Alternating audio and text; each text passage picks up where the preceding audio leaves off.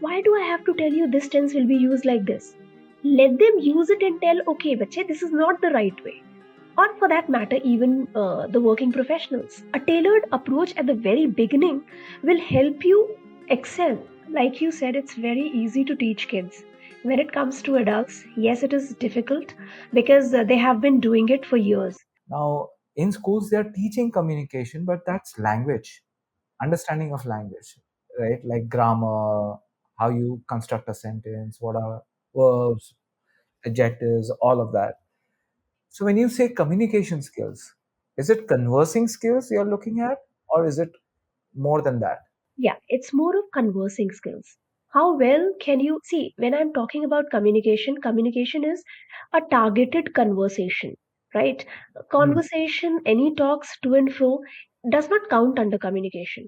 A communication and effective communication is that you have to deliver some talk in maybe 10 minutes.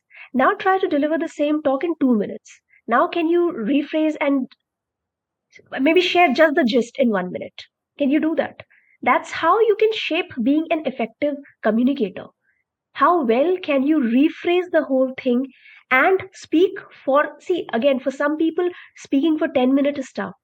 But for some, conveying the same information in 2 minutes is tougher. They can speak for longer because they will use a lot of, what do I say, filler words, Yeah. right?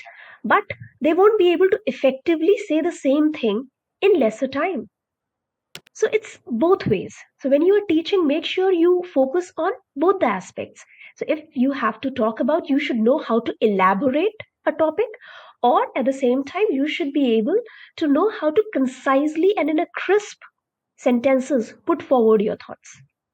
Right? So that is what somewhere I still feel is missing, because the focus is more on language part, that okay, these are the tenses, there are the 16 forms of it, this tense will be used. Why do I have to tell you this tense will be used like this? Let them use it and tell, okay, bache, this is not the right way. Or for that matter, even the working professionals. So the moment you talk about these jargons and all, it intimidates the person. They're like, oh my god, I have to learn all these things, my god. So the teaching pattern might be changed, maybe, and more, rather than reading, more focus on speaking. Right, give Yeah. them topics, let them speak on those topics, make sure there is a stipulated time wherein they have to finish their speech, right? All those things. Now here, when they do it now, I've seen a lot of changes in these last 20 30 years. The schooling they have incorporated, but then it becomes a competition. They do the same thing in a Yes. competitive environment. Again, there is a pressure on Exactly. the child. So they are actually pressuring a lot on these kids when it comes to this. Why pressurize them? Because otherwise you will not see like an activity, them doing it as an activity. It is always a competition. Okay, bache, there is a debate competition, you have to prepare for this. Or there is a speech contest, you have to prepare a speech for 5 minutes. So it goes like this. Yeah.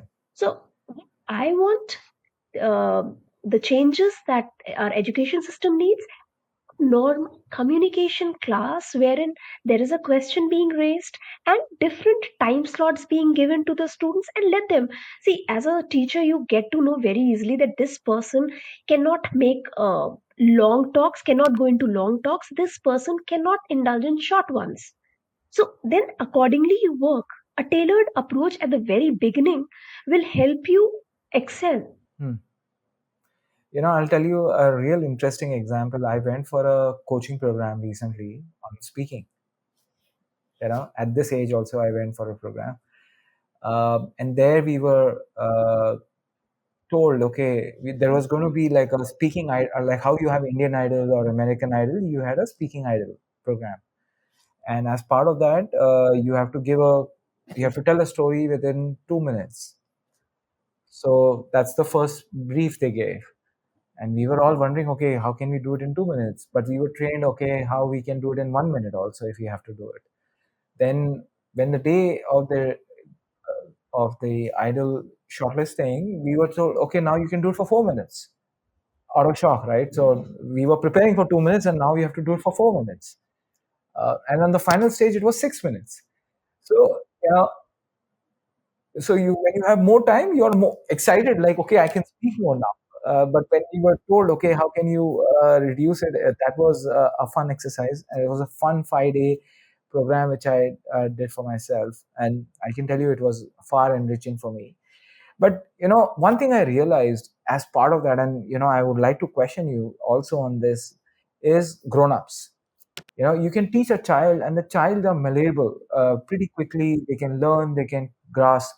But as grown-ups, we've been like chiseled. We've been shaped in a certain way. You said we have a personality. We have these inhibitions.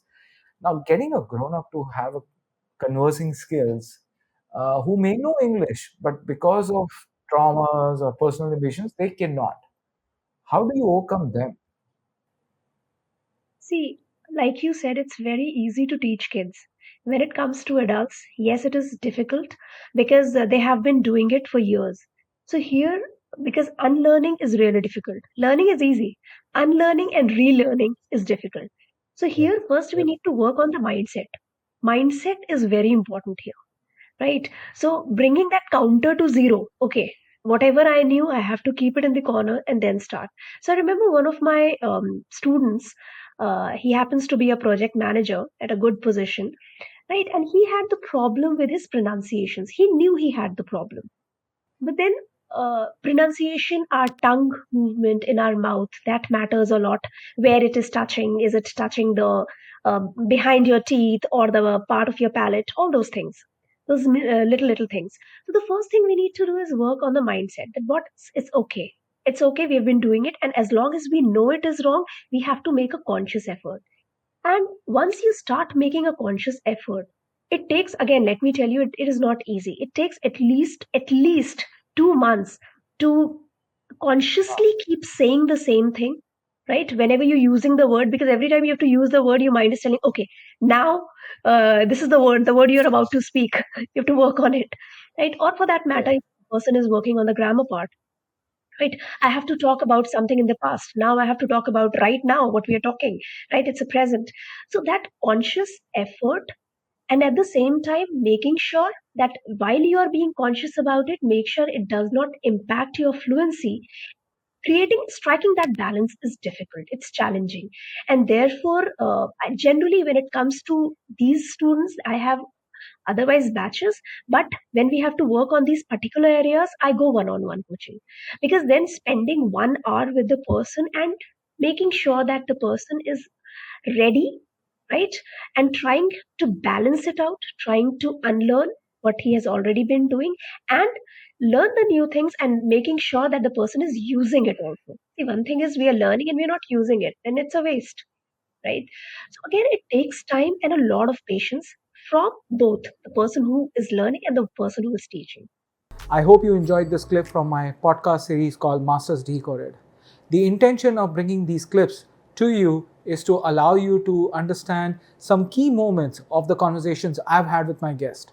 I would recommend and highly encourage you to listen to the entire podcast, which you can find the link to the podcast in the description below. I look forward to you subscribing to my channel and hit the bell icon so that you can be notified of all the future clips which we keep releasing every week on this channel.